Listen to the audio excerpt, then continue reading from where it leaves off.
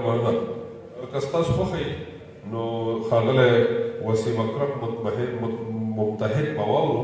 ښاغلی وسیم اکرم ممتحن هغوی ته خواست دی چې خپل کلام موږ ته واورئ. رستم ته لاړ شئ. دا مایک ماله راکړئ.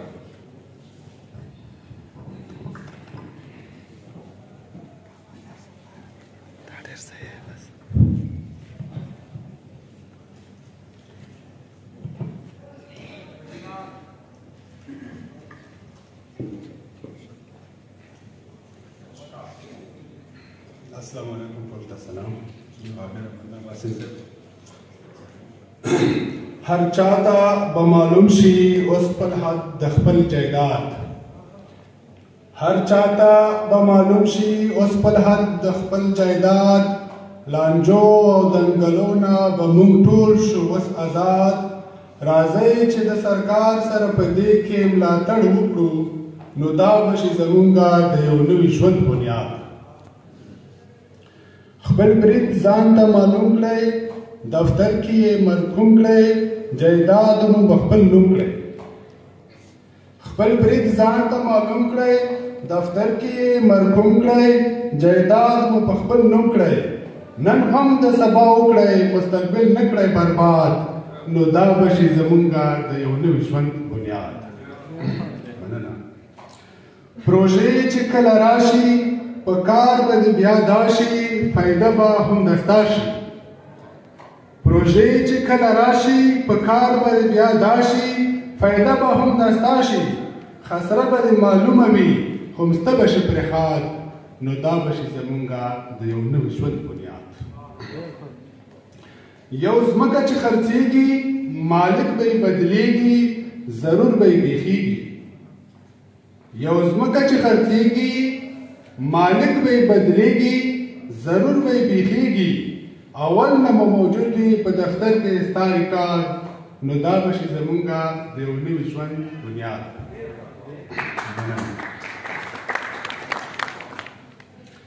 راځئ چې خلک خبر کړو، په دې لوري نظر کړو، نقصان نه یې بهر کړو. راځئ چې خلک خبر کړو، په دې لوري نظر کړو، نقصان نه یې خبر کړو. فایده ترې نه اوچته کړي، حاصل کړي خپل مراد، نو دا به شي زمونږ د یو نوي ژوند بنیاد. سړک دی او که لاره، رجسټر یې کړه یاره، دا کار وکړه هوښیاره. سړک دی او که لاره، رجسټر یې کړه یاره، دا کار وکړه هوښیاره. راتلونکی به محفوظ شي، دستا نه به وي فساد، نو دا به شي زمونږ د یو نوي ژوند بنیاد. اخیری بند دی. سرکار چې دا خدمت کړي، دا کام به راوچت کړي، ترې لرې به ظلمت کړي. سرکار چې دا خدمت کړي، دا کام به راوچت کړي، ترې لرې به ظلمت کړي. په لور د ترقۍ روان کړی دی هېواد، نو دا به شي زمونږ د یو نوي ژوند بنیاد. ډېره ډېره مننه. ډېره مننه. ښاغلی وسیم اکرم ممتحن تاسو واورېدو. او اوس بلنه ورکوم ښاغلي فضل امین بهار ته چې د موضوع په هکله زموږ سره خپل کلام شریک کړي. ښاغلی فضل امین بهار. بسم الله الرحمن الرحیم. ډېره مننه ډاکټر عباسي نصرزی صاحب او د ټولو راغلیو ته سلامونه او احترامات. چونکې ډاکټر صاحب وایي چې د خاطر افریدي کلیوال دی، نو د خاطر افریدي یو شعر به هم تاسو ته اول ډالۍ کوم، بیا به خپل نظم تاسو سره شریک کړم. خاطر افریدی وایي چې زه خاطر دی لکه جلو سلایي وایي، زه خاطر دی لکه جلو سلایي وایي، خو ښکلولی یې اشنا په تورو سترګو. په دې حواله موږ هم نظم لیکلی دی چې عنوان یې دی د امن زیری. خپلې ځمکې په خپل نوم کړئ، سوکالي ده په دې کار کې زموږ ټولو خوشحالي ده. فسادونه او جنګونو نه به خلاص شو، ښکلی ژوند دی او د امن زندګي ده.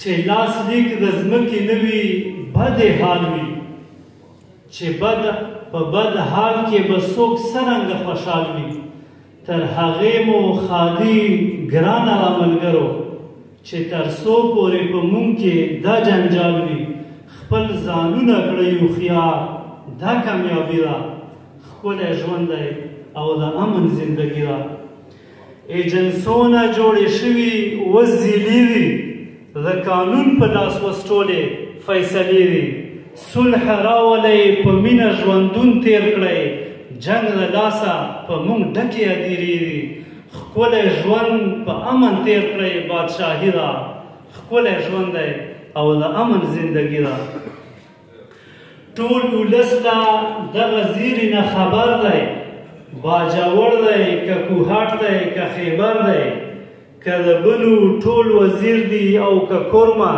ادم خیل دی او که واړه پېښور دی په وطن مې د دنیا سره سیالي ده ښکلی ژوند دی او د امن زندګي ده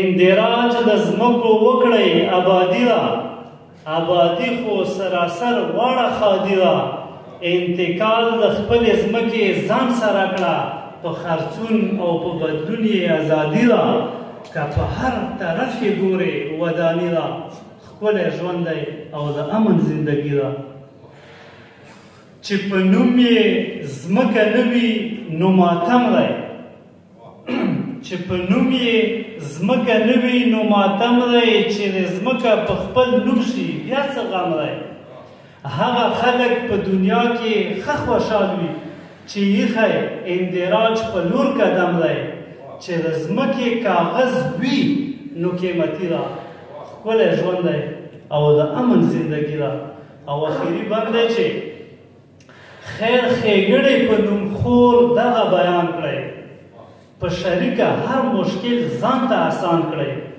د دې لارې د کاروان ملګري جوړ شئ او جوړ وطن په هره سیمه ګلستان کړئ ما پر هر درته بس دغه یوه زاري ده ښکلی ژوند دی او د امن زندګي ده خدای الله ډاکټر عاطف پرهر صاحب مننه کوو تاسو کلام واورو اوس به خواست وکړو ډاکټر کریم شنواري صاحب ته چې راشي او موږ سره خپل کلام شریک کې استقبال وکړي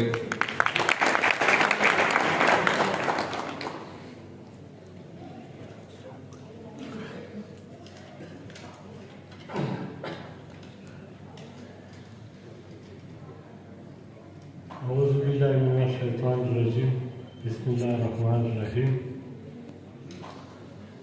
ما هم د دې موقع په مناسبت سره یو سندره غوندې لیکلې وه د دې عنوان دی زم شوي قبایل سندره درج کړی ځمکې د سرکار په کتابچه کې چې راشي په نقشه کې زموږ د وطن ځمکې درج کړی ځمکې د سرکار په کتابچه کې چې راشي په نقشه کې زموږ د وطن ځمکې اوس به هر ځای بندوبستي شي ورکه د خلکو به پستي شي ځمکې به واړه قیمتي شي اوس قبایلي سیمې ضم شوي په صوبه کې چې راشي په نقشه کې زموږ د وطن ځمکې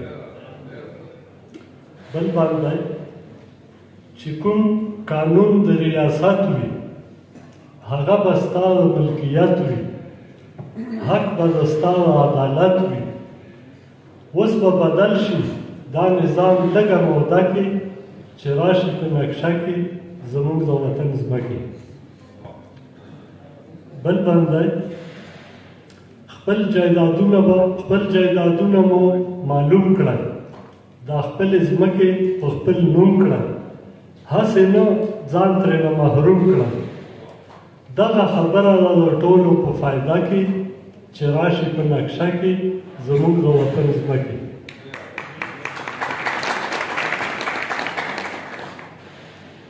که کوم پټي وي که کورونه په دې به نه کېږي جنګونه چې شي معلوم د دې بریدونه بیا به د هېچا ځمکه نه وي په لانجه کې چې راشي په نقشه کې زموږ د وطن ځمکې. بل دی چا که بیا تا سره لانجه کړه، چا که بیا تا سره لانجه کړه یا درنه ځمکه یې قبضه کړه، نو حکومت ته ځان ساره کړه، تا له به خپله ځمکه درکړي په قبضه کې چې راشي په نقشه کې زموږ د وطن ځمکې.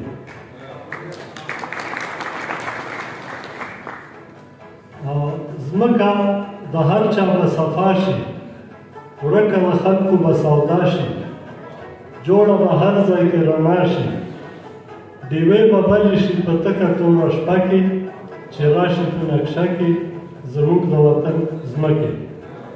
او وروستی بندی دغه پیغام خورول غواړي، دغه پیغام خورول غواړي، خلک په دې پوهول غواړي، هر چاته دا رسول غواړي، خلک خبر کړئ په کور کلي او حجره کې چې راشي په نقشه کې زموږ د وطن ځمکې. مهرباني. ډېر ښه. دا ډاکټر کلیم شنواری چې تاسو ته ډېر ښایسته او مترنم کلام واورېدو. د څلورو واړو شاعرانو ملګرو ډېره مننه کوو، د ډاکټر کلیم شنواری، ډاکټر عاطف پرهر، ښاغلي فضل امین بهار او ښاغلي وسیم اکرم ممتحن. او ستاسو مننه کوو، تاسو خپلو چوکو ته لاړ شئ. ډېره ډېره مننه. خوشحاله اوسئ. ستاسو استقبال پکار دی، ستاسو درناوی پکار دی.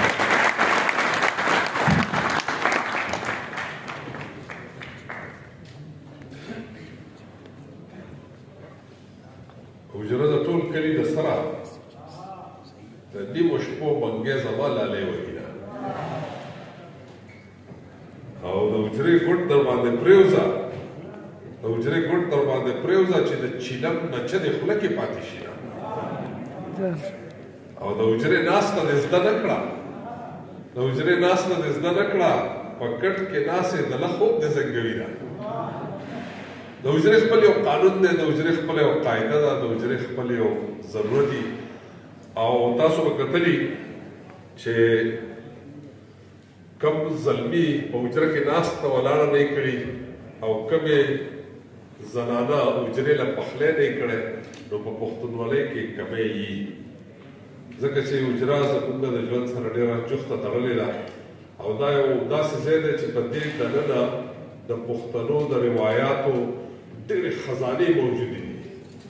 په دې کې ټول بوډاګان، ځوانان، ماشومان په یو وخت باندې ناست دي.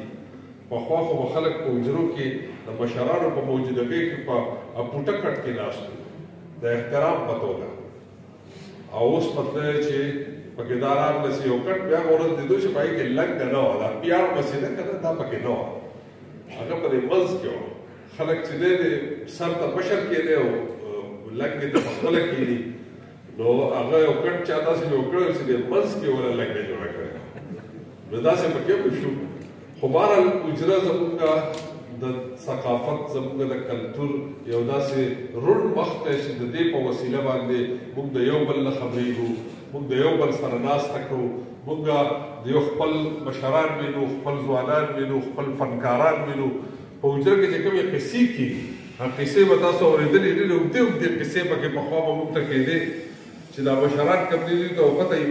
په حجره کې به داسې قصه کېده چې 12 ورځې به جاري وه، او موږ به ورته وایو چې کاکا زه خو بېګا چې په کوم ځای کې ویده شوی نو په هغه وخت کې چې هغه شهزاده کله ورغی په سمندر باندې، هغه ځای کې زه ویده شوی یم، اوس راته وایه مخکې څه وو. نو هغه راته بیا د هغه ځای نه قصه شروع کړه. هغه وایي چې هغه شهزاده چې کله لاړو د غار نه د ګل پاڼه راشکوله چې یاره د خپل پلار سترګو له یوسي چې هغه ولګوي چې ټیک شي، داسې غوندې قصې به وي چې په هغې کې به محنت هم وو، په هغې کې به ایډونچر هم وو، په هغې کې به یو قسم له سسپنس هم وو.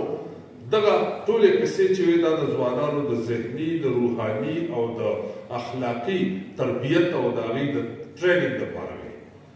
نو درنګې زموږ د پښتو موسیقي چې زموږ د پښتو دا ګډاګانې چې تاسو ګورئ، دا اتڼونه چې تاسو ګورئ، اتڼ چې دی ټوله دنیا ګډا کوي.